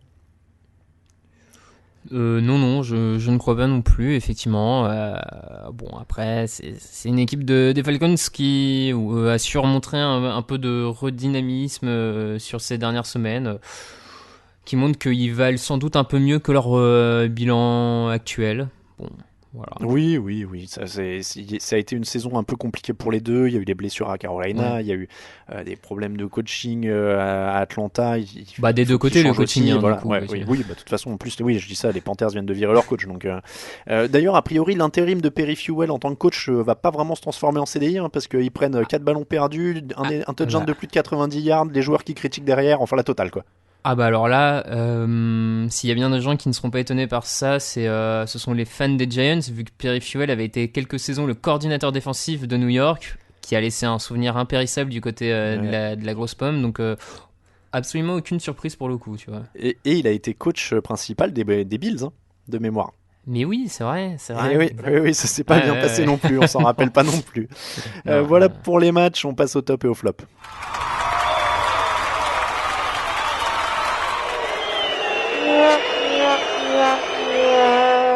Les tops et les flops de la semaine, Raphaël, c'est à toi de commencer pour le top. Mon top, donc je l'ai brièvement évoqué, mais ça va être Jameis Winston, un peu en réaction aussi à tout ce qu'on a vu sur les réseaux sociaux, tout ça. Donc pour confirmer effectivement que de 1 on adore ce joueur, mais au-delà de ça, moi je me tâte à écrire un petit papier éloge sur Jameis Winston, peut-être pas sur le caractère, mais en tout cas sur le joueur de football. Parce que je trouve qu'il incarne, c'est la définition même de ce qu'on appelle un joueur qui on va dire pue le football, quoi. T'as l'impression qu'il ne calcule rien. Il ne calcule rien, mais il joue. Voilà, il joue avec ses tripes, ses émotions.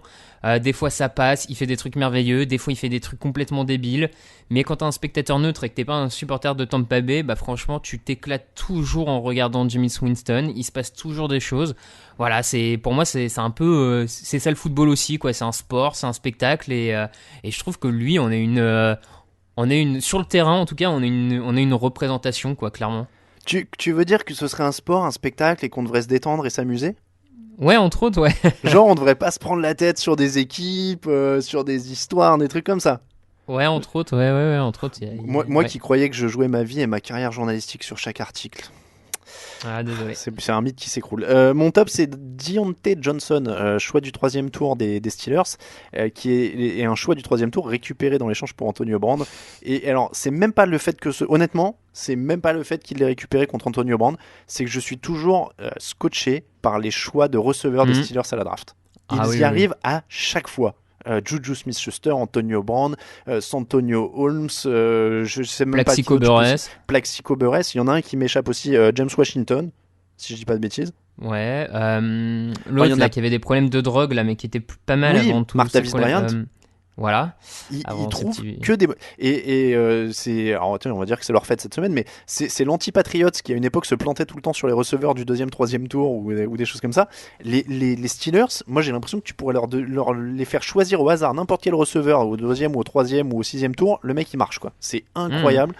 Énorme respect pour ça. Le flop, Raphaël. C'est vrai.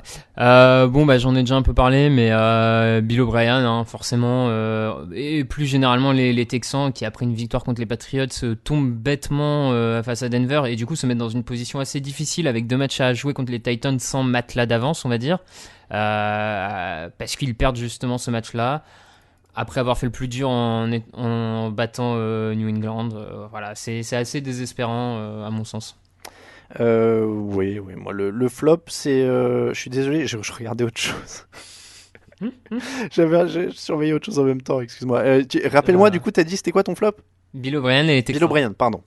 Non, oui, j'allais dire, moi, c'est la vidéo. Alors, je sais que c'est un sujet qu'on aime bien, mais j'ai l'impression qu'on est en train de devenir comme le foot soccer, où ils savent pas comment ils utilisent le truc. Nous, ça devient pareil dans le football américain. C'est-à-dire qu'à un moment, les interférences défensives, on retournait jamais. Maintenant, on va les retourner. C'est horrible. J'ai l'impression que le mieux, au bout d'un moment, ce serait de finir par enlever la vidéo dans tous les sports. Qu'on arrête de se prendre la tête, parce que visiblement, c'est un bon outil, mais personne ne sait l'utiliser. Donc qu'on arrête de se prendre le chou et puis qu'on l'utilise plus, quoi, parce que c'est Rugby l'utilise pas si mal, hein. C'est vrai. Mais sinon j'ai l'impression qu'il y a que le tennis aussi où ils ont trouvé un moyen très carré d'utiliser. C'est assez limpide, Voilà, c'est hyper précis, mais sinon ça n'apporte que de la surpolémique à la polémique, quoi. C'est désespérant. C'est désespérant et j'ai l'impression qu'on est en train de tomber là-dessus, alors que j'avais pas l'impression que c'était trop le cas ces dernières années en NFL. Mais à force de rajouter des trucs, je sais pas. Je suis vraiment... je suis assez perdu là-dessus. Tiens, en parlant d'utiliser la vidéo, tu veux qu'on parle du Spygate 2 ? Non mais alors, je sais pas... Joker. En fait, je sais pas si on devait en parler dans l'émission, parce que c'est tombé ce matin. On n'a pas fait de section news spéciale et c'est, je sais pas, c'est ni un top ni un flop. Non, moi je veux juste, en fait, il faut le dire. J'aime bien. Non mais du coup j'aime bien parce que j'utilise les émissions pour m'expliquer, parce que l'écrit c'est très froid, donc des fois on me prête des intentions que j'ai pas, donc à la limite bon pourquoi pas. Tiens, je vois qu'il y a 57 commentaires sur l'article au moment où je te parle, ça a un peu explosé. Donc ce que je veux dire c'est que moi ça me fait marrer. C'est pour ça que je disais faut se détendre et tout. Bon, dans les faits c'est qu'un sport, c'est que du spectacle et tout. C'est pas grave. Je sais pas, tiens, est-ce que je vais choquer du monde? je crois pas particulièrement à la notion de journalisme sportif. Tu vois, je pense que au point où on en est, c'est des industries multimillionnaires, multimilliardaires. C'est du catch, mais sous une autre forme, quoi. C'est du spectacle avec des personnages et des machins. Tu vois, on joue pas notre vie là-dessus. Donc à mon sens ça fait un peu partie du show et c'est que du sport. Après ça ne m'empêche pas de faire mon boulot sérieusement, c'est pas le souci.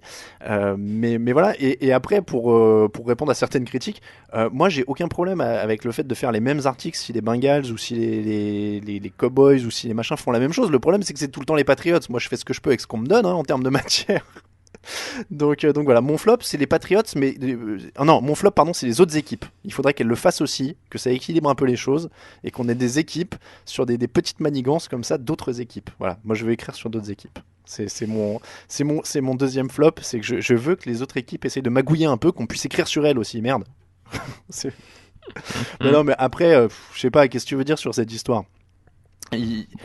Pour le moment, clairement pas grand chose. C'est encore un peu flou. Alors moi dans le papier, je mets de la perspective. Pourquoi je tiens quand même à dire un truc. Je dis donc l'histoire d'ESPN. Elle dit une de mes sources explique que un mec a observé un membre des Patriots en train de filmer le banc de touche des Bengals. Il a dit qu'il était une équipe de tournage, qu'il tournait un documentaire, etc. Donc tout ça on le dit dans l'article.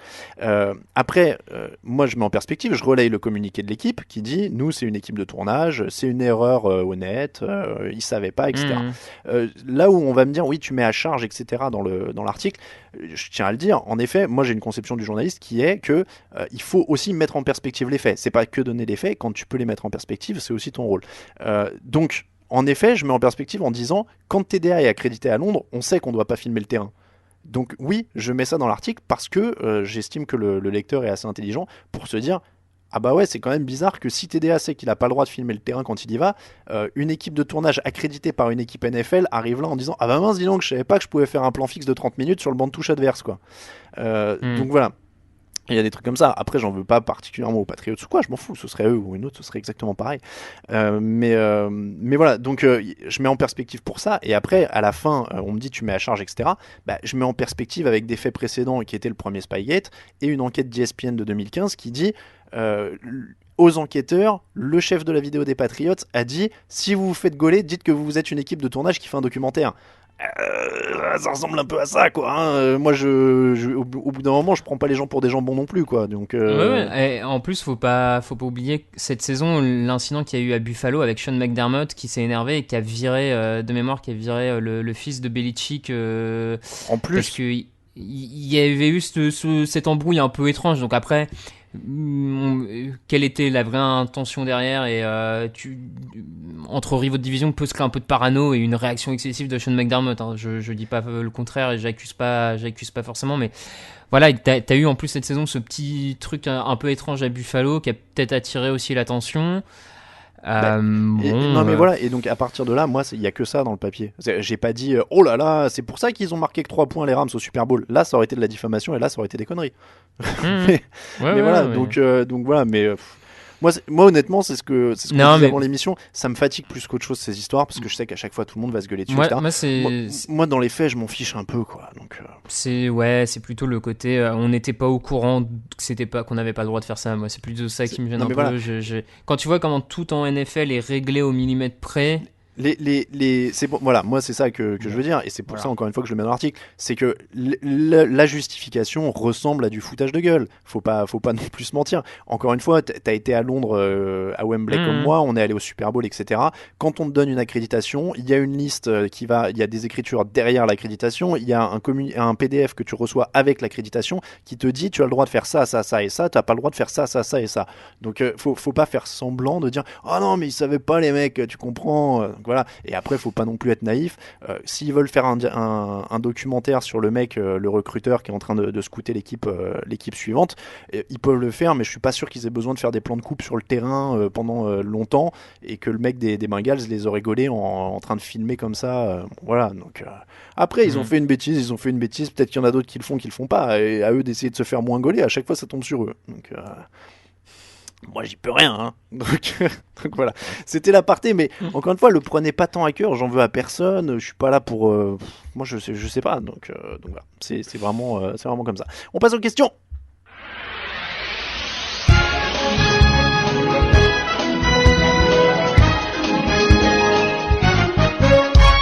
T'as vu comment je suis passé vite aux questions avant de m'enfoncer ou créer un incident diplomatique. Ouais, j'ai eu peur qu'on aille un peu trop loin, mais... Ouais, non, ça servait à rien. Non, mais c'était juste comme ça. Mais c'est pour dire aussi qu'on le garde sur un ton détendu et que ça reste, encore une fois, ça reste qu'un jeu, tu vois. Non, mais oui, non, mais ça, de toute façon, ça reste... Dans les faits, on est quand même plus ou moins un dérivé de l'industrie du divertissement maintenant dans le sport. Hein. Non, mais tu vois ce que je veux dire ? Oui, non, mais puis tous les gens qui te parlent de charte déontologique du du journalisme et tout, mais tout ça là, ça aussi. Oui. Ça me fait rire, Il y a beaucoup de gens qui veulent brûler la carte de presse que je n'ai pas. Donc, alors je vous le redis, ça ne sert à rien. Je n'ai pas la carte de presse. Je l'ai plus. Je l'avais, mais je l'ai plus. Donc voilà. Mais c'est peut-être parce qu'ils ont lu mes articles sur les Patriots, la commission de la carte.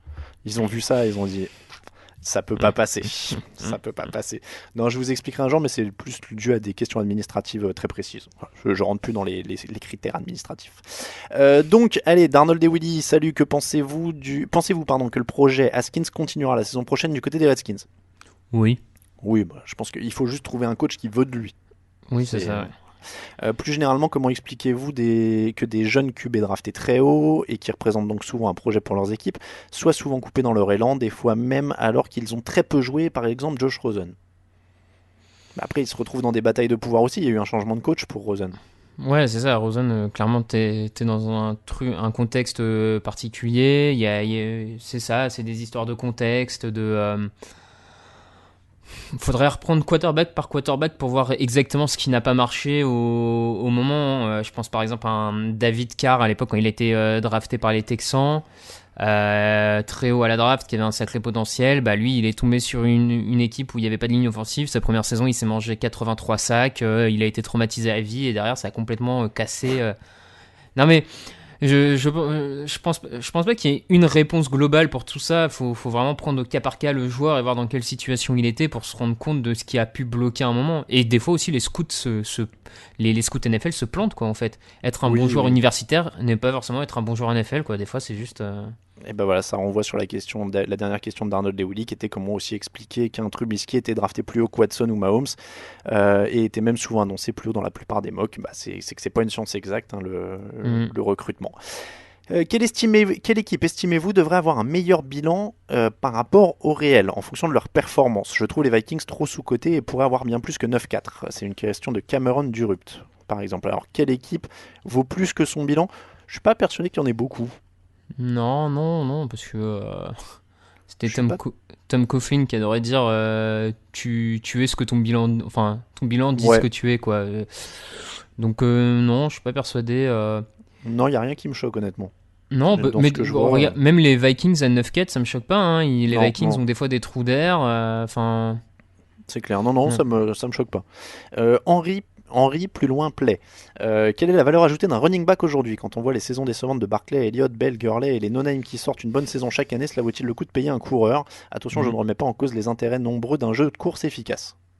Non, mais c'est une bonne remarque. Hein. Il y a pas mal de gens qui sont partisans pour dire jamais de running back au premier tour d'une draft.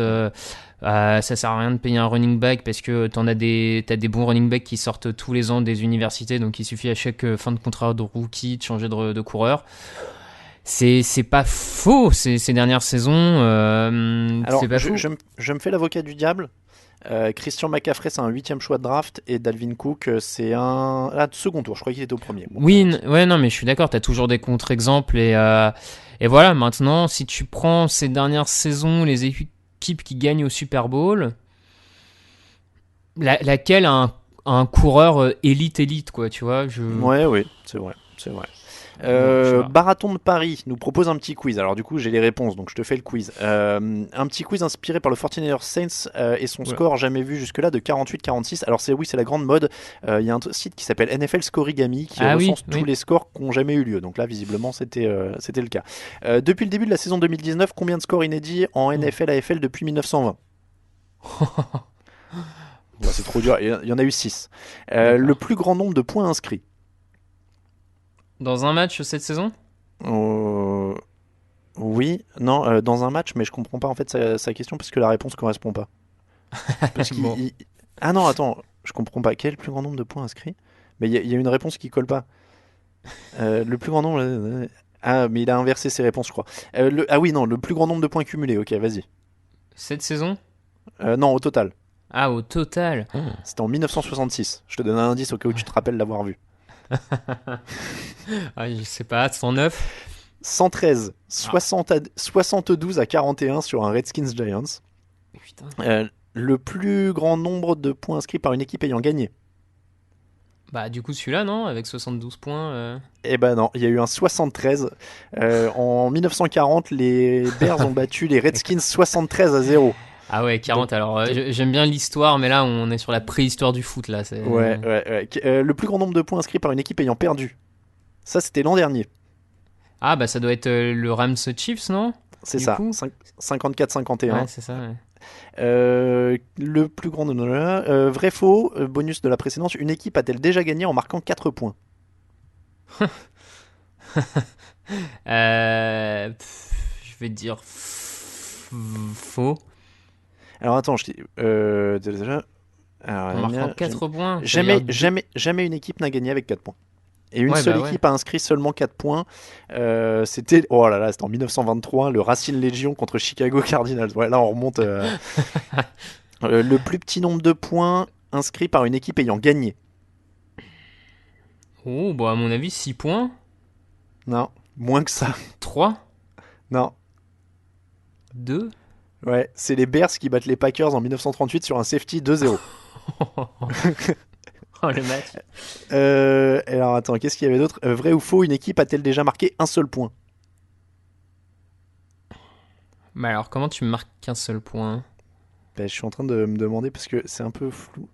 Ça doit être une époque où j'ai pas les barèmes de points dans toute l'histoire, mais. Non, on peut pas. Ouais. Aucune équipe n'a perdu avec Bah un seul oui. point, on ne peut pas gagner avec un seul point. Bah, ouais, c'est. Ouais. Et alors attends, quel est le score le plus fréquent depuis 1930? Ah, le score le plus fréquent? Ouais. Depuis 1930, allez, un petit 31-24. Ah, t'es trop haut. Ah ouais? Ouais. 20-17? 27, c'est ça. 266 fois, dont le dernier 49ers Ravens. Et les autres scores les plus fréquents, c'est 27-24 et 17-14. Et donc le 20-17, c'est arrivé qu'une seule fois au Super Bowl, c'était Patriots Rams de 2001. Voilà. Bon, c'est une très très bonne séance d'histoire là avec Ouais. Marathon. On va terminer avec la question d'Anthony de Vialard. Ne pensez-vous pas qu'il est temps, comme en NBA, de faire les playoffs avec les meilleurs bilans et de ne pas inclure par principe les vainqueurs de division? Les Vikings et les Rams par exemple passeraient à la place des médiocres Cowboys. Merci. Je l'ai prise parce qu'en plus on a eu le débat dans la rédaction et du coup on a préparé indirectement cette question. Bon, nous on est traditionnalistes, on veut rien changer. Oui, grosso modo, on peut dire ça comme ça. En tout cas, pour moi, tant qu'on garde le système de division, je vois pas de raison de changer. Parce que 6 de tes 16 matchs se jouent dans ta division, donc c'est quand même un tiers de ton bilan. Bon, voilà, tant qu'on a ce système de division, moi je suis pour récompenser le vainqueur de division. Par contre, si on veut remettre en cause ça, à mon sens, il faut faire exploser les divisions et avoir deux conférences seulement, quoi. Oui, mais moi c'est pareil, le principe. Alors, après, on en a discuté. Le problème, c'est que des conférences, il faudrait qu'ils soient tous ensemble et qu'ils jouent 15 matchs, du coup, enfin 16 matchs. Non, ils sont 16 par conférence, donc 15 matchs juste contre leurs équipes de conférence. Bon, donc ça, même ça pas ferait forcément en vrai. Ouais, J'y ai réfléchi, mais même pas. Tu pourrais faire 8-8 pour vraiment mélanger. Ouais, mais du coup, c'est bizarre de classer par conférence si t'as pas joué tout le monde de la conférence. Tu vois, dans la division, ils se jouent tous. Oui, ils jouent tous. Non, mais c'est sûr. Hein. Bah, Non, sinon. moi, Oui. Ouais. Moi, Non. j'allais dire, moi, je suis attaché aux divisions. Pourquoi? Parce que ça représente un gros tiers du calendrier Oui. des équipes. Donc, à partir de ce moment-là, il faut les classer là-dessus. Et après, moi, le problème du bilan pur, c'est ce qu'on disait dans la discussion, c'est que souvent, on prend comme exemple les équipes qui ont un bilan faible et qui mériteraient pas. Mais il y a aussi des équipes où les équipes sont tellement fortes qu'elles se répartissent les victoires, comme à une époque où c'était très très fort dans la FC Nord. Moi, je prenais l'exemple Steelers, Bengals, Ravens, qui étaient très très forts à un moment tous les trois. Et ça se répartissait forcément les victoires, et donc ils méritaient tout autant d'avoir une place en play-off parce qu'ils sortaient de ce coupe-gorge qu'une équipe qui avait peut-être 2 ou 3 victoires de plus dans une division plus simple. Donc voilà, moi Non, je suis d'accord. Voilà, on est plutôt traditionnaliste. C'est donc sur cette petite note réac qu'on va terminer l'épisode numéro 328 du podcast Jean Actu. On vous rappelle que l'émission vous est présentée par le Hard Rock Café Paris. Tous les dimanches, c'est soirée Game On au Hard Rock Café Paris, Happy Hour. Pour ceux qui viennent voir les matchs, n'oubliez pas, il y aura une soirée Super Bowl évidemment cette année. Et puis une petite soirée de fin d'année, comme on le fait à chaque fois. On vous remercie si vous nous soutenez sur Tipeee. N'hésitez pas à rejoindre ceux qui le font. On cite Pantoufle qui s'est ajouté il y a quelques jours à la liste.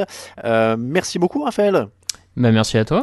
Ce petit podcast de grève qu'on livre en avance. Et on a même fait plus long, hein, comme quoi on est motive.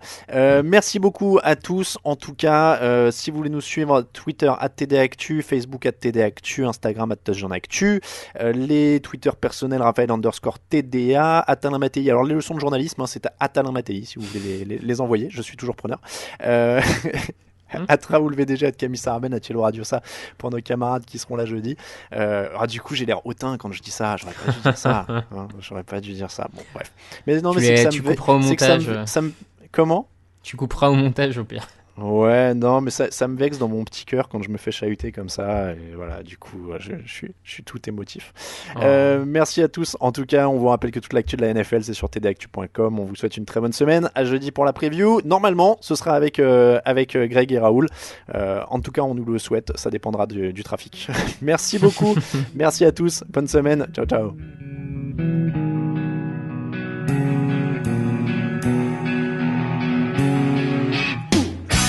Analyse, fromage et jeux de mots, tout sur le foutu est en TDAQ. Le mardi, le jeudi, tel gâteau risotto, les meilleures recettes en TDAQ. Fumble pour JJ Watt, Bismuth pour Marshall Lynch, Procast Global Beckham, Tom Brady quarterback, calé sur le fauteuil, option Madame Irma, à la fin on compte les points et on finit.